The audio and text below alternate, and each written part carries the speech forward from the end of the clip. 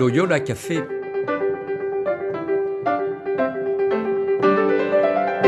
Loyola Café, on y discute philosophie et théologie.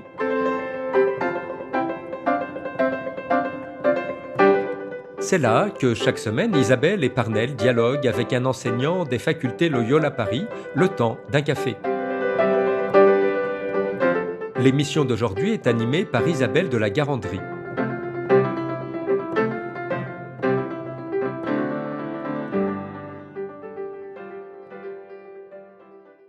Chères auditrices, chers auditeurs, bonjour. Bienvenue dans ce nouvel épisode du Loyola Café. Nous recevons aujourd'hui Michel Fédoux. Michel Fédoux, bonjour. Bonjour. Michel Fédoux, vous êtes jésuite, docteur en théologie, enseignant en patristique et en théologie dogmatique. Vous êtes auteur de nombreux ouvrages, on a pu en parler ici même, mais dont celui qui nous intéresse aujourd'hui, Henri de Lubac, théologien, paru début 2026 aux éditions du Cerf. Une soirée autour de ce même livre a lieu aux facultés Loyola Paris le 8 avril 2026. Alors on sait que vous participez à l'édition des œuvres complètes d'Henri de Lubac, mais quelle est la genèse plus particulièrement de ce livre ? Eh bien, c'est une demande qui m'a été adressée il y a quelques années par les éditions jésuites. Aujourd'hui, maintenant, c'est les éditions du Cerf qui abritent donc ces éditions. Donc, la demande qui m'a été adressée, c'était d'écrire un livre sur la vie du père de Lubac. Et en fait, j'avais répondu que je ne voyais pas bien la possibilité d'écrire une biographie au sens strict, puisqu'il existe déjà une telle biographie très très complète, mais que je pouvais par contre proposer un livre sur l'œuvre théologique du père de Lubac, et ça a été accepté, et c'est ainsi que je me suis mis à la rédaction de cet ouvrage. Tout de même si ce n'est pas une biographie, il est sans doute utile de rappeler quelques grandes lignes de la vie du père de Lubac pour que nos auditrices et nos auditeurs, qui le connaissent peut-être de nom ou pas du tout, puissent bien le situer. Oui, en effet, d'ailleurs, au début du livre, j'ai un chapitre liminaire assez bref, mais dans lequel je rappelle les principales étapes de cette vie. Le père de Lubac, il est né en 1896 et il est entré au noviciat jésuite en 1913. Mais très vite, sa formation a été interrompue par la Première Guerre mondiale. Il a subi, lors de cette guerre, en 1917, une très grave blessure qui lui a occasionné par la suite de très nombreuses douleurs, à l'oreille en particulier, des maux de tête.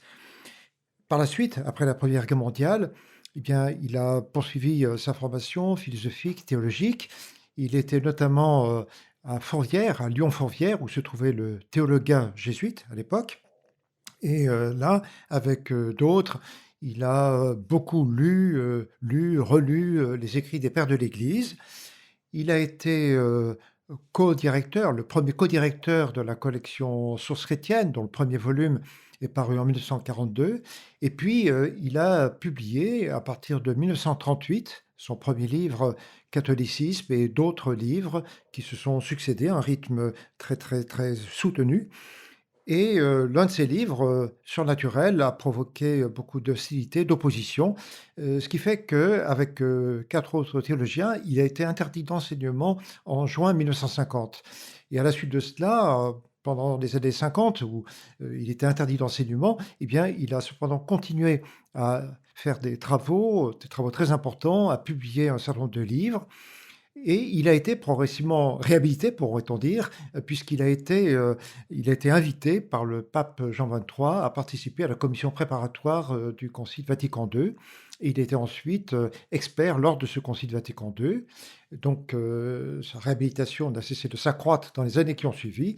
Et en 1983, il a été créé cardinal par le pape Jean-Paul II. Et il est décédé en 1991. Une belle et grande vie. Alors le sous-titre de votre livre le qualifie de théologien. Vous parlez également de réfléchir à son œuvre théologique. Bon, ce sous-titre de théologien, on sait qu'on qualifie ainsi Lubac. Mais pourquoi explorer ce fil rouge ? Eh bien, on pourrait dire que, naturellement, d'un certain point de vue, l'œuvre du père de Lubac contient beaucoup d'études historiques. D'ailleurs, l'expression études historiques figure en sous-titre de l'un de ses livres, mais c'est une œuvre profondément théologique. C'est-à-dire qu'en passant souvent par l'histoire, et une histoire très, très érudite, le père de Lubac, en réalité, développe des thèmes théologiques de très, très grande portée. Qu'il s'agisse par exemple du thème de l'Église, il a beaucoup écrit sur l'Église, ou qu'il s'agisse de l'interprétation de l'Écriture sainte, je pense à ses ouvrages sur Origène ou sur l'exégèse médiévale, ou encore qu'il s'agisse de ses travaux sur le surnaturel, sur la relation entre l'être humain et le mystère de Dieu. Ce sont vraiment des thèmes proprement théologiques et qu'il a développés tout au long de son œuvre. Quand on regarde votre ouvrage, on est frappé par justement la variété des thèmes abordés par le père de Lubac. Pourquoi cette diversité? Est-ce qu'on peut le qualifier de théologien de circonstance ou y a-t-il d'autres raisons? C'est intéressant de savoir que, en fait, le père Dulblac, plutôt vers la fin de sa vie, a publié un livre intitulé Théologie d'occasion. C'est un recueil d'articles ou de textes qu'il avait déjà publiés antérieurement, pour la plupart. Et dans l'avant-propos de cet ouvrage, le père Dulubac justifie cette expression théologie d'occasion. Et à cette occasion, eh bien, il dit que plusieurs de ses ouvrages, en fait, sont la reprise de conférences ou d'articles qui entendaient répondre à des demandes ponctuelles. Et en ce sens-là, oui, effectivement, ce sont bien des théologies d'occasion. En même temps, à travers cette très grande diversité de sujets qui ont été abordés par le père de Lubac, on peut déceler vraiment un noyau, une unité profonde, une cohérence essentielle de l'œuvre en son ensemble. Un exemple de thème peut-être justement où il a particulièrement marqué la théologie? Eh bien, on peut évoquer avant tout le thème du surnaturel, justement, puisque le père Dulubac a consacré plusieurs ouvrages à la question du rapport de l'être humain à Dieu. Il faut se rappeler que, à l'époque moderne, jusque dans les premières décennies du XXe siècle, les théologiens enseignaient souvent que l'être humain est créé avec une finalité simplement naturelle et que c'est dans un second temps seulement que Dieu l'aurait élevé à une fin surnaturelle. Et le père Dulbach a pris position contre cela en disant non, dès l'instant où il est créé, l'être humain a vocation de connaître Dieu et de l'aimer. Autrement dit, il y a un désir naturel de Dieu. Il y a en tout être humain, dès lors qu'il est créé, un appel, une vocation à connaître Dieu et à l'aimer. Ça, c'est une thèse théologique fondamentale. D'ailleurs, une thèse qui n'a pas été reçue par un certain nombre de théologiens à son époque, ce qui contribue à expliquer la mesure d'interdiction d'enseignement dont il a fait l'objet en juin 1950. Cette question-là est-elle encore débattue aujourd'hui ou pas? Eh bien, elle a toujours son actualité de diverses manières. On pourrait d'abord noter qu'il existe aujourd'hui certains courants, en particulier aux États-Unis, qui reprennent les thèses des théologiens thomistes ou néo-thomistes, plus exactement, qui développaient la théorie de la nature pure. Et donc, à ce moment-là, la réponse que le père du Lubac leur opposait dans les années 1940 et suivantes reste une réponse d'actualité. Mais indépendamment de ce phénomène, je dirais que certes, la question du surnaturel s'est déplacée aujourd'hui et ne se pose plus de la même manière qu'auparavant, mais elle se pose quand même d'une autre façon. Par exemple, si on pense aux courants transhumanistes qui existent, hein, qui se développent ici ou là, on voit bien que la thèse du père de Lubac dans le surnaturel est une thèse qui aide à comprendre que l'être humain ne peut pas simplement se cantonner à la perspective d'une fin purement naturelle qui resterait circonscrite dans les limites de la condition humaine, même si l'homme est augmenté, même si l'être humain peut vivre plus longtemps qu'aujourd'hui, etc.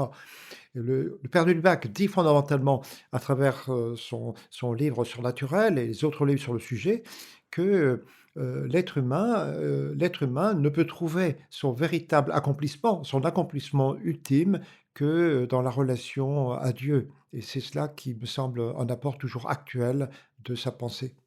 Vous disiez aussi il avait beaucoup écrit sur l'Église. Est-ce que vous pourriez nous en dire quelques mots? Effectivement, la question de l'Église l'a beaucoup retenu. Déjà dans son premier ouvrage, paru en 1938, l'ouvrage Catholicisme, la question de l'Église est très très présente, puisque le père Dudbach souligne que l'Église a vocation d'être vraiment catholique. C'est le titre même, catholicisme, qui souligne cela. Mais surtout, le père Dudbach a produit un livre très important sur l'Église, qui s'appelle Méditation sur l'Église, un ouvrage qui est paru en 1953, un très bel ouvrage, d'autant plus remarquable que 3 ans auparavant, le père Dudbach avait été, comme je le disais, victime d'une mesure d'interdiction d'enseignement. Et bien malgré cela, à travers ce livre Méditation sur l'Église, il souligne l'importance du mystère de l'Église, il souligne combien l'Église doit être aimée malgré ses déficiences, malgré toutes les déficiences qu'on peut lui reconnaître au long de l'histoire. Et donc, le père Dudbach, effectivement, a beaucoup médité sur le mystère de l'Église. Et puis, n'oublions pas que, quand je le rappelais tout à l'heure, qu'il était expert pendant le Concile Vatican II. Or, le Concile Vatican II a beaucoup écrit sur l'Église, la Constitution Lumen Gentium en particulier, ou Gaudium et Spes. Donc, le père Dudbach, effectivement, a puissamment contribué à la réflexion sur l'Église, comme d'autres théologiens du XXe siècle d'ailleurs, en particulier Yves Congar pour ce qui est de la France. Si on ressaisit tous les fils de sa théologie, vous parliez notamment de l'actualité de sa pensée encore aujourd'hui pour le surnaturel. Est-ce qu'on peut dire que sa théologie peut être considérée encore aujourd'hui comme actuelle? Pourquoi et en quoi? C'est une théologie qui peut être considérée comme actuelle sur un certain nombre de points. Bien sûr, un certain nombre de questions ne se posent plus aujourd'hui de la même manière. Mais néanmoins, il y a une actualité profonde. J'ai essayé de le dire déjà tout à l'heure, comment cela se vérifie à propos de sa fameuse thèse sur le surnaturel. Je n'y reviens pas. Mais on peut penser à d'autres aspects de son œuvre. Par exemple, il a beaucoup écrit sur l'interprétation de l'Écriture, l'exégèse telle qu'elle était pratiquée par les pères de l'Église ou par les auteurs chrétiens du Moyen Âge. Or, ce qu'il dit sur l'interprétation des Écritures reste fondamental pour nous aujourd'hui, parce que certes, aujourd'hui, nous avons à poursuivre le travail considérable qui est mené depuis le XVIIe siècle dans le champ de ce qu'on appelle l'exégèse critique. Il s'agit d'expliquer, de comprendre les textes, de comprendre leur sens littéral de la manière la plus juste possible, leur sens littéral et leur sens figuré. Mais l'œuvre du père de Lubac sur l'exégèse nous montre que, à la lumière des pères de l'Église et des auteurs du Moyen Âge, nous ne pouvons pas nous contenter de cela, mais que nous devons être également soucieux de découvrir le sens spirituel que les textes de l'Ancien Testament prennent à la lumière du Christ, à la lumière de la révélation du Christ. On pourrait prendre aussi un autre exemple, c'est celui des livres dans lesquels le père de Lubac s'est confronté à des questions très difficiles, comme celle de l'incroyance, l'athéisme. Je pense à son livre Le drame de l'humanisme athée. Je pense aussi à ses 3 livres sur le bouddhisme. Le père de Lubac a développé une théologie qui était, pourrait-on dire, une théologie engagée. Il n'a pas craint de se confronter à de grandes questions de son époque, celles qui étaient posées par l'incroyance ou l'humanisme athée, celles qui étaient posées par une grande religion comme le bouddhisme, et il a essayé de montrer comment le christianisme pouvait se situer par rapport à ces grandes questions de son époque. Et ça reste une grande actualité, parce qu'aujourd'hui encore, nous avons précisément à rendre compte de la foi chrétienne dans le contexte des différents débats avec les courants philosophiques, religieux de notre époque. Une théologie bien ancrée encore pour aujourd'hui. Et justement, en termes d'actualité, quel programme plus précisément pour la soirée du 8 avril? Eh bien, pour cette soirée du 8 avril, à propos du livre Henri de Lubac théologien, bien, en fait, il m'a été demandé d'abord de présenter cet ouvrage. Exactement, je dirais au fond ce que j'ai voulu faire à travers la rédaction de ce livre. Et puis, il y aura ensuite 2 intervenants, Alban Massy d'une part et Quentin Lamy de l'autre part, qui sont l'un et l'autre enseignants à la faculté de théologie des facultés de Loyola à Paris. Et à la suite de cela, à la suite de leurs interventions, à travers lesquelles ils prendront position par rapport à mon livre, eh bien, il y aura un échange plus large, un débat avec les participants dans la salle. Que ce soit pour préparer cette soirée ou plus tard, par quel ouvrage conseilleriez-vous à quelqu'un de commencer à lire Le Père de Lubac? Je pense que le livre Catholicisme de 1938 est un livre fondamental. D'une certaine manière, ce premier livre donne le là, si je puis dire, de l'ensemble de l'œuvre.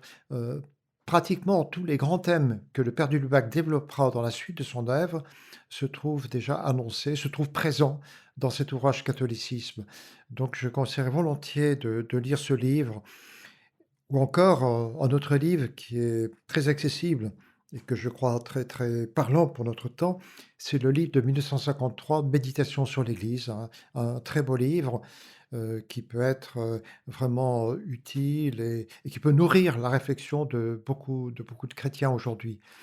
Et puis je mentionnerai enfin le livre Sur le chemin de Dieu, un très beau livre de tonalité souvent spirituelle en même temps que philosophique et théologique, sur justement l'itinéraire de l'être humain vers Dieu. Ou encore, pour prendre un dernier exemple, une lecture très accessible et très très belle, c'est l'ouvrage Paradoxe. Il y a aussi un autre livre qui s'appelle Nouveau Paradoxe, dans lequel le père de Lubac propose une série de sentences ou de petits paragraphes très très bien rédigés et qui rendent compte de vérités paradoxales et tout à fait essentielles du christianisme. Nous approchons de la fin du podcast. Un mot de la fin, Michel Fédoux? Je dirais que, bien sûr, l'œuvre d'Henri de Lubac ne doit pas être considérée isolément. Henri de Lubac appartient à une génération qui comprend aussi des hommes comme Yves Congar, Karl Rahner, Anselm Balthasar, Jean Danielou. Il y a eu vraiment plusieurs grands théologiens de cette même génération, Yves de Moncheuil aussi et d'autres encore. Donc son œuvre ne doit pas être considérée isolément, mais au sein même de cette génération, eh bien, Henri de Lubac apparaît comme un théologien qui apporte une contribution tout à fait originale et importante. Son œuvre représente certainement un jalon important. Nous n'avons pas forcément à la répéter en tout, mais nous puisons là un héritage extrêmement précieux qui peut nous aider nous-mêmes à découvrir les voies de notre propre réflexion théologique dans le monde présent. Merci beaucoup, Michel Fédoux. Nous rappelons la soirée du 8 avril consacrée à votre ouvrage Henri de Lubac, théologien.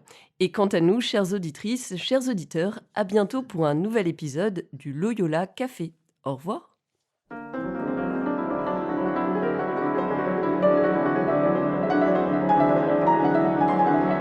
Vous écoutiez Loyola Café, le podcast des facultés Loyola Paris.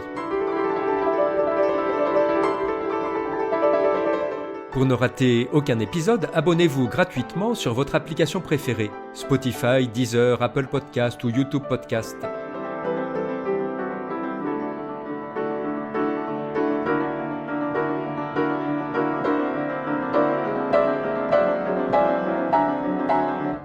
Et sur notre site internet www.loyolaparis.fr, découvrez l'ensemble de nos cours et conférences en philosophie et théologie. À bientôt.